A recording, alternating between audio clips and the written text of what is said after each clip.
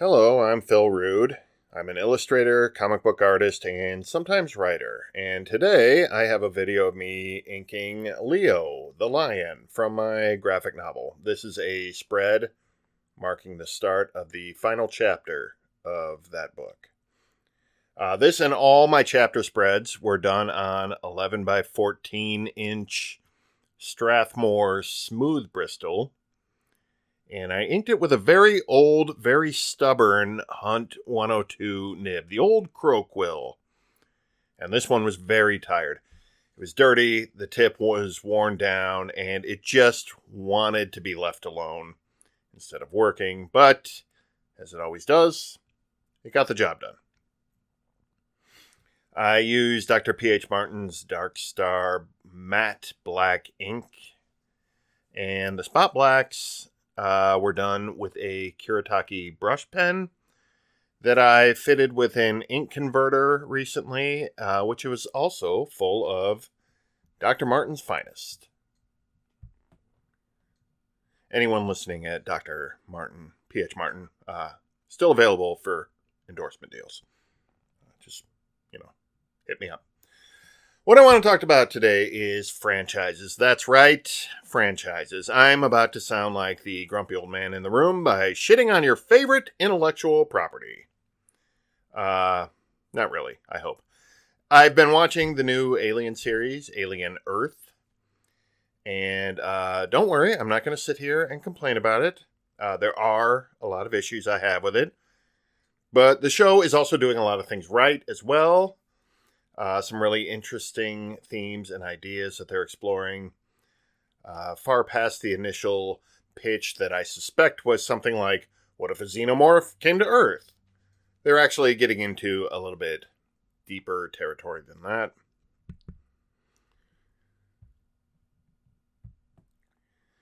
My issue is that despite the things it's doing so well, it's very clear to me that the best this franchise had to offer is far behind it. And the only time we get anything close to the magic of the early entries in the series is when they're being referenced. Because this is what happens when franchises go on too long. They lose the plot. They lose the simplicity and the magic that the original ones had. And the only time we feel it again is when they drop fan service callbacks to it. And even then, it usually only succeeds in making the viewer think, I should just watch the original instead. That way I don't have to spend so much energy convincing myself that I like it. I think, and I know I'm not the first or the smartest person to say this, but I think there's a real problem when a franchise goes on too long, because the things that the original was built upon and drew inspiration from are no longer in play. The big idea behind the original Alien was, what if we made a B movie, but we put an actual budget and the top craftsmen in Hollywood behind it? And so they did. They got a budget and they got writers, directors, and artists who not only performed at the top tier in what they were doing, Ridley Scott, H.R. Giger, Dan O'Bannon, the screenwriter. Anyway, these were all people who were inspired by haunted house style horror movies and double feature B movies and horrific nightmares. And all these inspirations came together to make a really iconic film. The sequel, Aliens, was inspired by war movies and from being made in a time that was starting to have some hindsight on Vietnam, enough to have sort of a clear view of what it was about and to reckon with that through art.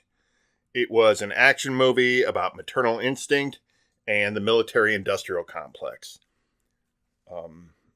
Even Alien 3, which is sort of like the cash grab black sheep of the early franchise, it's clearly inspired by prison movies. It has themes about being religious fanatics and cults. Side note, Alien 3, I know, it's a pale shadow of the first two. It's nowhere near as good as the original two, but it's nowhere near as terrible as it's reputed to be or remembered to be. Give it another look. it's a really watchable, like, Saturday afternoon monster movie. And, you know, it's put together in a really interesting way. A lot of studio interference, a lot of not quite the budget, but David Fincher put together a movie with his hands tied, and I don't think it's a terrible movie. But it is where the franchise starts to fall off, and it just kept falling from there. My point is this. These movies were inspired by other movies and ideas that had nothing to do with aliens or even sci-fi concepts. These movies were made by people who applied their inspirations and concepts to science fiction and horror.